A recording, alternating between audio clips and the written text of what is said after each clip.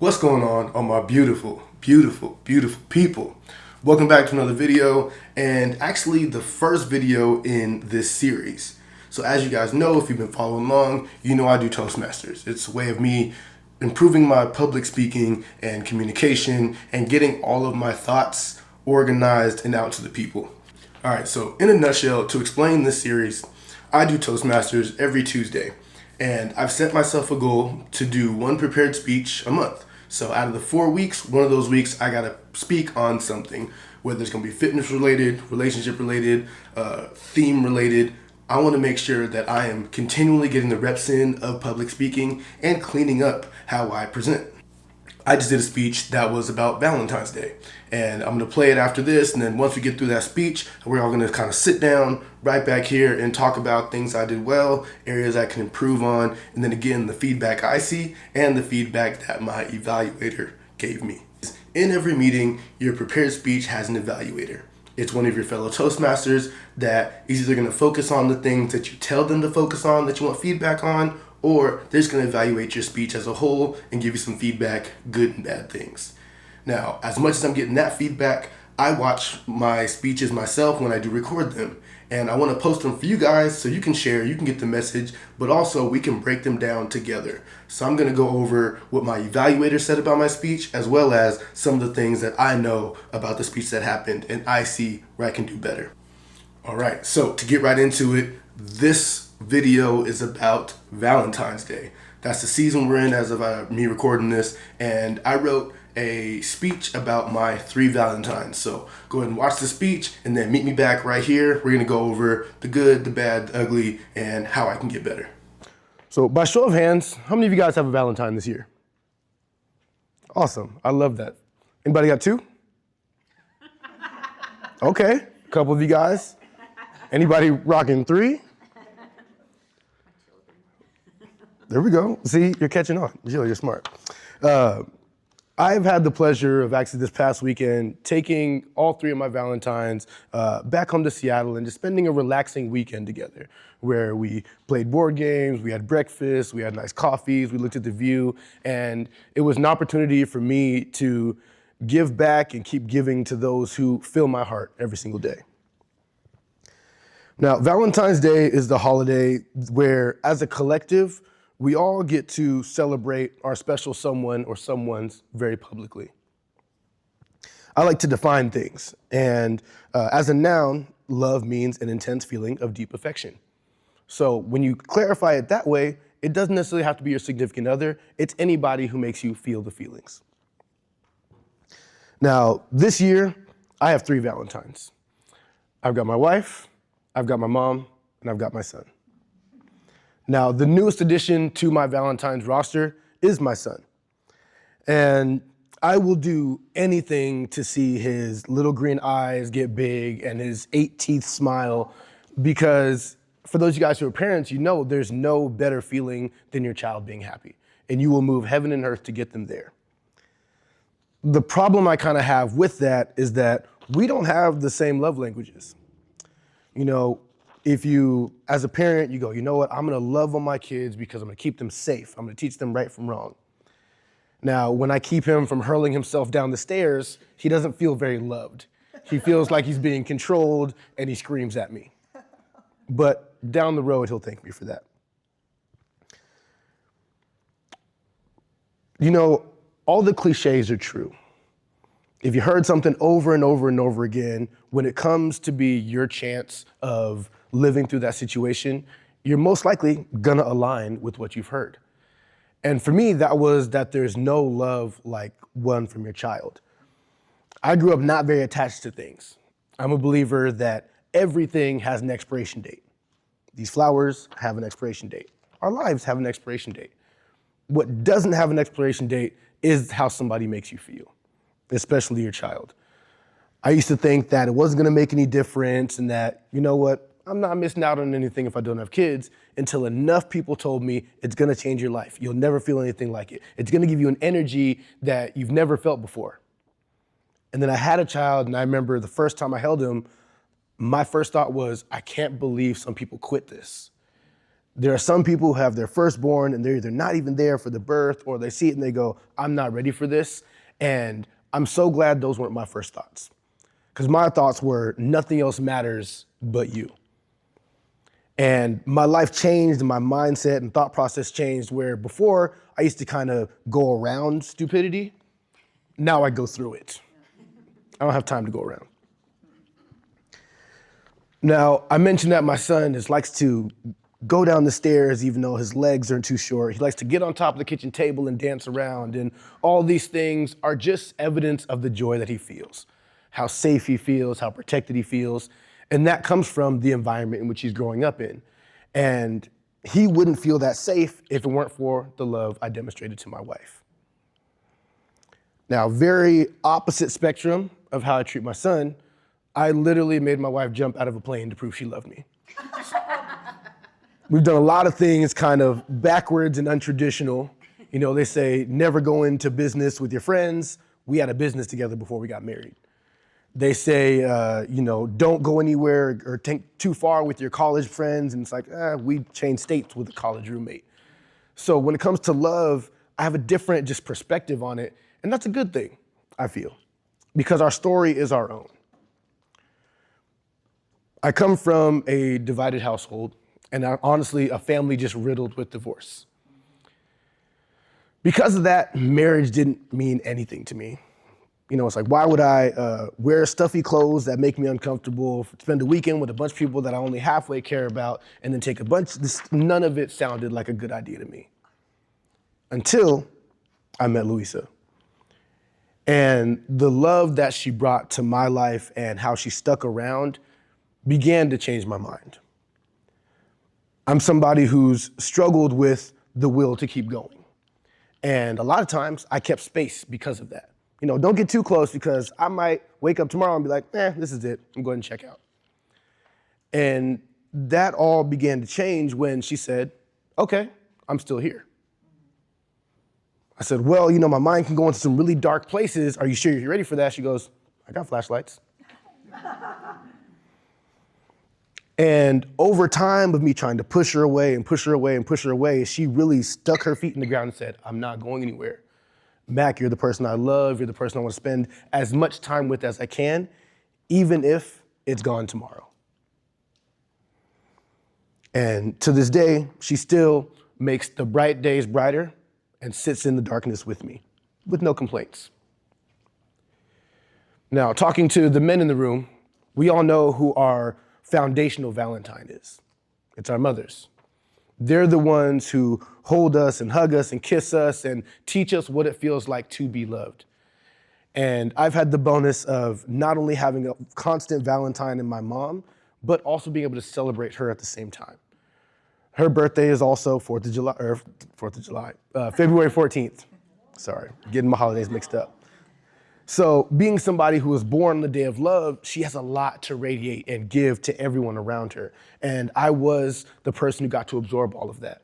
And she laid the blueprint for the love I was able to identify in my wife and make sure that, like the idiot who let her go, I didn't make the same mistake. I'm at a great point in my life now where I get to choose how I love people. And this past weekend, taking my mom out for her birthday, it made me really happy to be in a space where I don't need her love anymore. I will always accept it, whether it comes to babysitting, cooking, whatever you want to do to love me, love me.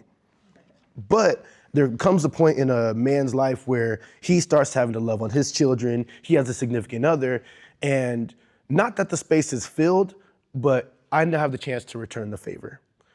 So, Mom, I want to say to you, on your birthday coming up, thank you for loving me so much and also being so ingrained in my life to let me give back and love on you to a point that I probably, or shoes I'll never fill.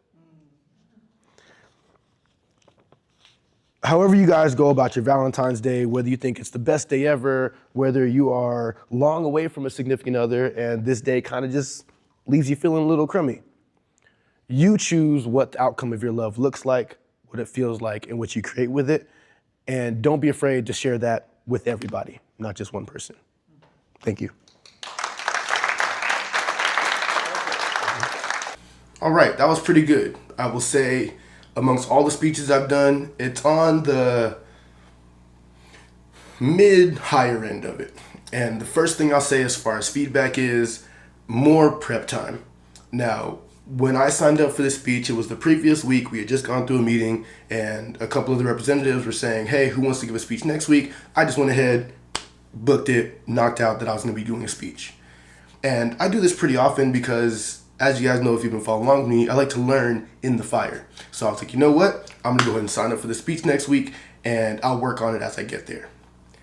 That was also the week, as you guys just heard in the speech, that we went to Seattle. So a lot of it was buttoning up work stuff. It was getting ready for my trip. It was enjoying the trip with my mom, my friends, my family, and then getting on back.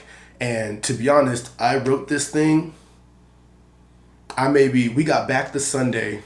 That night I had another oh shoot moment of, I got to speak in 2 days. Let me go and crank up that side of my brain.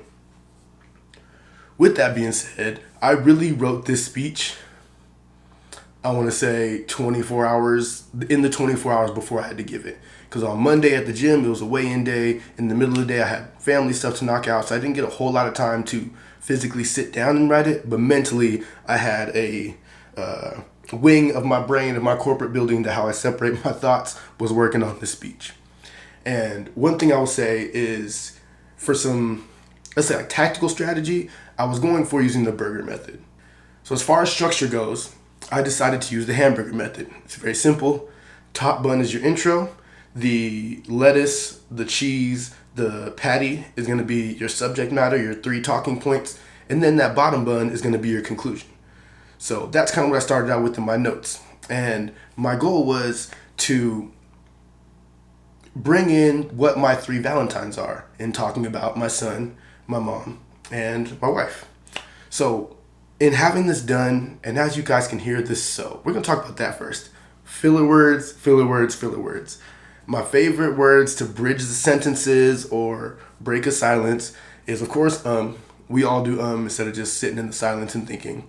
Mine is now and so. They're like punchy intro words, but they're really just like bridges where there should be breaks. So that's one thing I got to work on, and I know that will get better if I actually get practice of giving my speech. Because with this speech, I got like a first draft done and then just sent it.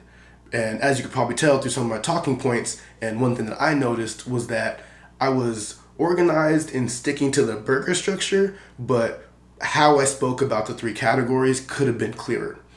So essentially thinking of, if the point of my speech was 3 different kinds of love and Valentines, I will say I did have a great hook. Don't mind me looking off in my notes and then talking back to you guys. I did have a great hook. One thing I do pretty naturally is throw in jokes into my speeches that get a couple laughs. So the whole how many Valentine's Day things, that was a great hook that got people kind of lighthearted and into the message.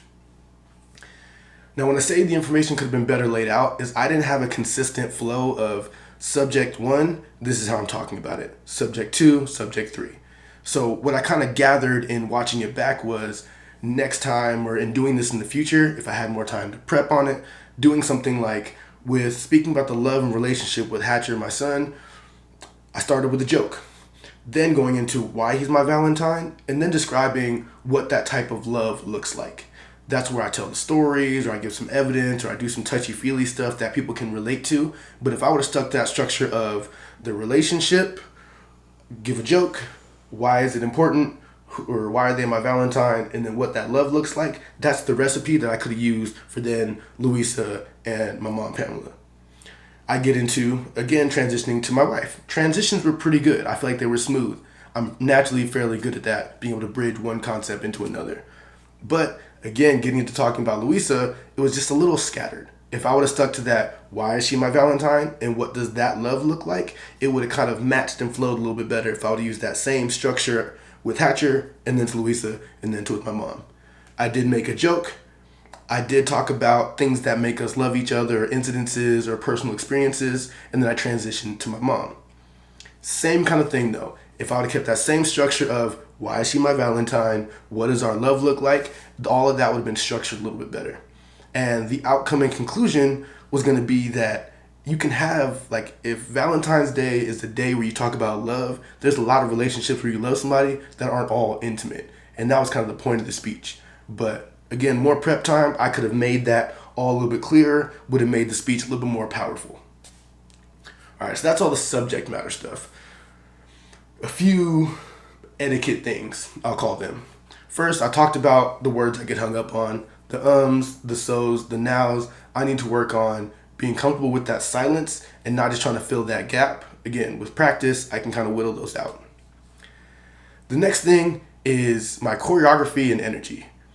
I work in I would say, like, high sensory environment. Loud music, a lot of people, big room at the gyms. That's where I'm used to addressing people. And when you have a lot of space, your energy has to be big to fill all that space.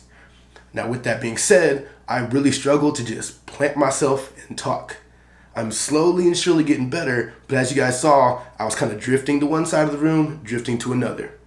Now, instead of just having the energy drift all through the room, to have a bit more choreography, let's say, I make my intro right here standing. Then if I go to make that transition to point number one, then I kind of move to one side of the room and I discuss that whole point on that one side of the room. I've got the volume, I've got the projection to do that, but certain things would go smoother if they weren't trying to track me as I was telling a story. Next point, I go to the opposite side of the room. Final conclusion, I'm right back in the center. So that's something I can very much work on cleaning up. And again, it comes down to my preparation and not writing these the night before where I get no practice. Another thing that one of my evaluators gave me, they gave me that info, but they said using the phrase "you know." And this is kind of a deeper layer of communication, but your audience isn't always going to have all the experiences that you have. Just because, let's say, you're all the same sex, you're all the same age, you're all the same whatever it is, just because I assume they have had this experience, they may not have, and it's implying that they have some knowledge that they don't. It would be, let's say, kinder or better if I didn't throw in that you know this or you know that, because it's not an insider thing. Well, if you know, you know. So I should probably work on phasing that out as well. So that was a good piece of feedback that I've never actually gotten before, but is extremely helpful. In closing, I think it was a good speech. For a lot of my natural talents, Toastmasters goes really smooth for me, but I want to be better, and this is my way of looking at myself, watching my play-by-play, seeing my performance, and then knowing that if I want to get to the next level, it takes review, it takes polishing, it takes getting better. So thank you for joining me for the first episode of this, and I'm going to keep this series going so you guys will be able to see me progress as I speak. And if you guys want to hear anything specific or give me a topic to speak on in Toastmasters, I would love to do that because I want to give you guys the information that you need, help you out a little bit. Outside of that, don't forget to click the links in the description if you want to grab yourself a Dad Gang hat, if you want to hop into a program, look at your local camp, and I will see you guys in the next one.